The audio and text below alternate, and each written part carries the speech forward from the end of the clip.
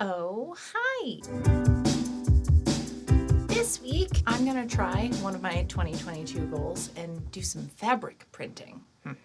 Specifically lino cut block printing on fabric. I've done a little bit of printing on paper in the past, and yes, part of this is an excuse to make a burnt lino block, but I was also gifted some fabric block printing ink for Christmas and I want to put it to good use, so let's get into it. Here's what you need. Fabric to print on, of course, ink to print with. And then I got a basic speedball lino carving kit that also came with some ink and the brayer, and it had carving tools and just came with all the things that I needed. So I started with this little doodle I did of Bert. He's serving some real good side eye. Like, it truly captured his personality of making me feel constantly judged. This took a couple tries to get a good shape down. I'm not very good at drawing, but also you don't have to be expert at all your hobbies. I'm not pretending to be some pro at any of this. Anyway, once I was happy with the drawing, I did go over all of the lines really heavily with a pencil. And obviously a mechanical pencil gives like very narrow lines. I just like how this pencil feels in my hand, so I'm using this one. I will say two things to be aware of is if the image is getting reversed and you have lettering, or it just matters what direction the print is going. The way I do it, I draw it on paper. I put this on the block so it's reversed of the paper, but then when I print it, it's reversed again. So it does end up printing the image the same direction as my original drawing, if that makes sense. It gets reversed twice. So if you're drawing straight onto the block, it's gonna be the opposite of that. Got it? Great. The other thing is keep in mind where you wanna carve out the negative space, because I'm just doing a single color. I am nowhere near a place where I'm ready to do multiple colors. That seems like too much, though. Maybe a goal for later in the year. Everything feels scarier before I try it, so maybe it's actually not that complicated. Ooh, I don't know. I'm scared. So I just kind of scribbled in with my pencil where I figured the ink would be going and kept in mind what lines I was going to carve and which ones I wasn't, and really tried to visualize where I was going with this. Just for transparency's sake, I did initially mean to carve along the ears where they attach to the head on here, but I forgot that that was part of the plan because I considered carving it again after I did my first test prints, and we'll get to that in a second. I actually like this accidental version better. Okay, I'm getting ahead of myself. I did cut down the paper just because it was gonna make it easier to lay on the actual lino block. I am using a different kind of block than I've used before. This is softer material, but I got a 8-pack of this for Christmas, so I wanna try it out. And I will say, I like this a lot more than the very stiff, thinner blocks I've used in the past. So I think you can get higher detail with those maybe. I'm not sure. This is just so much more satisfying to hold and carve into. I'm very glad I have a bunch of these to work with now. So I wanted to try to use the block as efficiently as possible, as you do with fabric and other things. But I don't think there was a way to do this without taking up half a block. But that's okay. I still have a whole second half to use for another project. So I just took my like heavily outlined in pencil drawing, laid it down on the block, and then rubbed it without moving it anywhere because you don't want it shifting or else it's going to mess up the transfer. I just tried to make sure I was getting all of the areas of it. I did miss part of one of the ears, but that was easy enough to reestablish, thankfully. So then once I was happy with how everything looked on the block, I did make sure to scribble in the parts I was keeping versus the negative space. Just tried to make this as dummy proof for myself as possible once I actually started carving, because sometimes you just get in the groove of things and kind of lose track of what you're doing. You know, if you're peeling carrots or something and you have a container where the peeled carrots are going and then a place where the bits you're peeling off of the carrots is going, and you just kind of zone out and then end up putting some of the peeled bits into the other bowl. That's the kind of thing I'm very prone to doing, where it's just those kind of careless mistakes. Basically, I just tried to make things easier for myself. So my kit came with this black tray that I both use for spreading the ink out, but also to carve things, because it hangs over the edge of whatever surface you're cutting stuff on. I definitely have a couple gouge marks into the side from one of the first times I did blocks. I was going a little too intense and cut all the way through it and was like scraping the bottom. Ugh, I just got goosebumps thinking about the noise it made.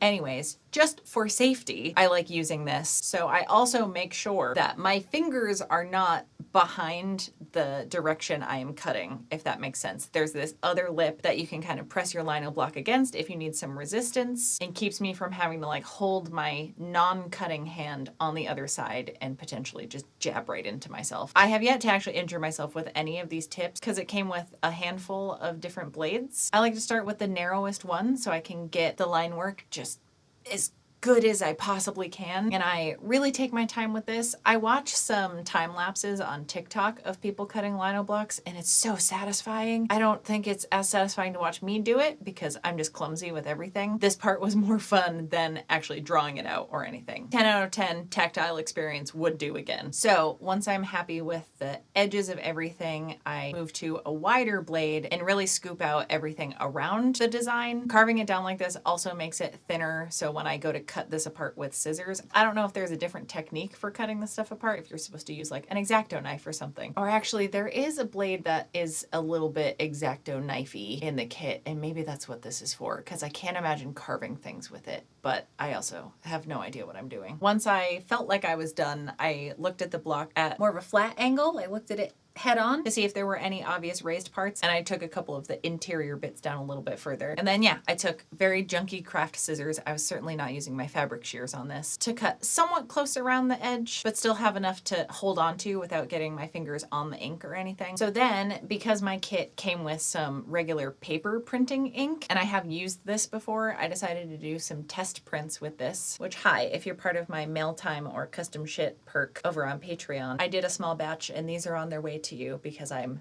really fucking pumped with how this came out. Ooh, my voice cracked. That's how excited I am about this. And because Burt is mostly black, that's the color ink I used. Also, there's just a ton of it. I haven't used it much though, so it did goop out in a weird way onto the tray, but that's why I have a couple super cheap mixing tools. So I got that to a pretty good texture and then started rolling it out with the brayer. There's a specific tacky noise you're supposed to look for when you're rolling this out, and you want like a big area to go over so you're getting everything on the wheel nice and evenly, and it will make a little sticky noise like this.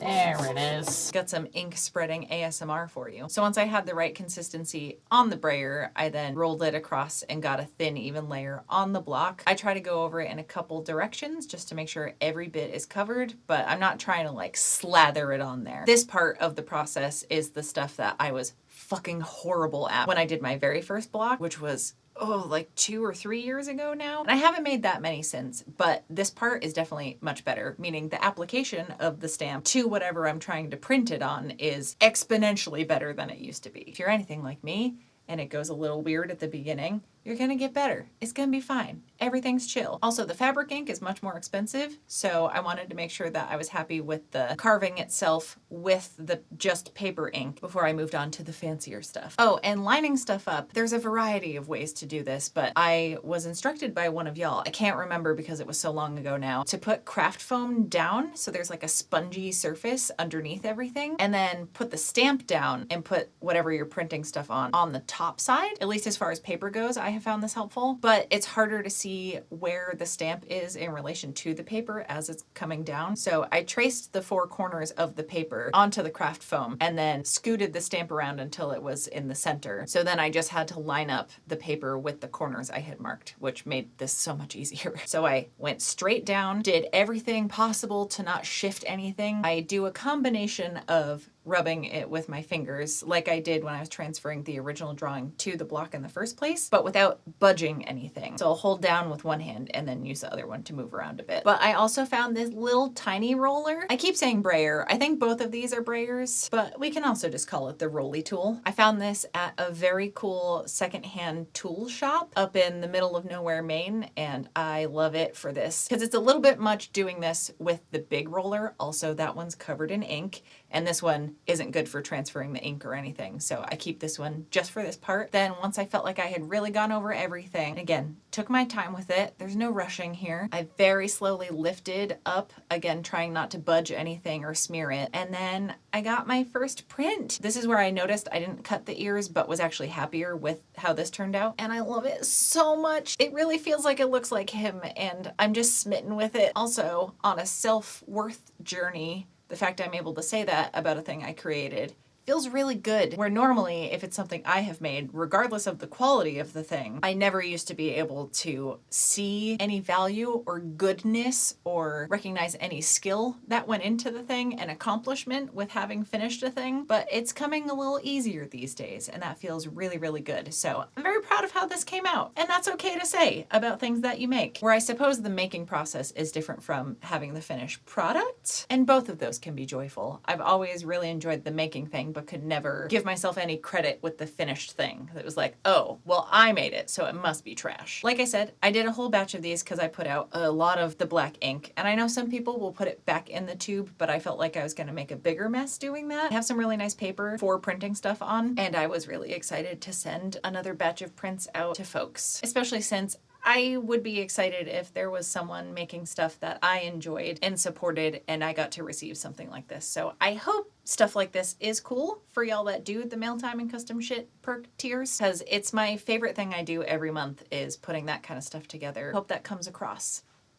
Okay, then I went and washed everything just to let all that stuff dry thoroughly. I went out and ran some errands. I redeemed one of my Domino's reward pizzas while on my way to the pharmacy and the bank, and it was a great afternoon. I brought Bert for the ride since everything was either curbside or drive-through, and let me tell you, that little stink boy loves car rides. Anyways, once I came back, everything was dry. I refinagled everything, kind of reset my workstation, picked out a couple fabric colors. I just used like quilting cotton. It does specify what types of fabrics that the ink can do its best work on, so I just kept that in mind while I was picking stuff out. But I was gifted a bunch of really awesome quality solid color and many non-solid color fabrics from my fairy god Cheryl. So I have plenty to experiment with. That makes stuff like this less stressful because I don't feel like my resources are as limited. So thank you forever and always. As I was picking out fabrics, I started kind of designing what I was going to make with the printed fabric. Now I have a whole separate tutorial on the bag I ended up making with it, including a free pattern for it over on my Patreon. That's open to everybody. You don't have to support it to have access to it. So if you want to make this similar bag, feel free to go over there. I really need to take more time and practice my zipper tabs. I know, Carrie, you've instructed me on so many different ways, and there's something that's not clicking. So I am going to spend time just experimenting with it and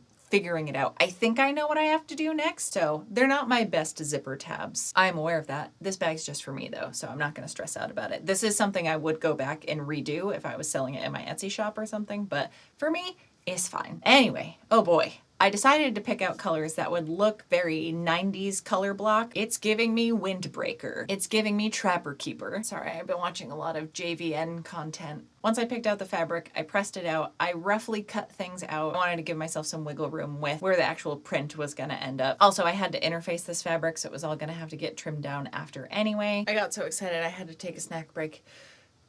Okay, now for my other favorite part is mixing some colors together. The idea I had for the bag design in my head called for some green. So I mixed that with some blue and got this kind of in-between color. It's still very heavy on the green. I prefer a teal, if you haven't noticed. That seems to be my favorite color. I will say the fabric ink is not only more expensive, but stickier. It's a little bit different to work with, especially washing things off and like getting it off my hands. It wants to stain more and just has a harder time getting off of things, where the solely paper printing ink does not have that issue. It comes off super easily off everything that I've used. So just something else to be aware of. As far as rolling it out and getting that tacky sheet going and laying it on the actual block and everything seems to go just fine. For this, I thought it would be easier to put the craft foam down again, but have the fabric down already and then put the block on, and it seemed to work out fine. The first one I did, I just didn't add enough of the ink, so I made sure to go over it a couple of times. So the rest of the fabric printing I did came out wonderfully. Because I made the green darker, it shows up great on the purple fabric, but I also printed on this darker blue fabric and it's not popping as much. I still really like it. I would just play around with maybe different colors. I'm also curious how,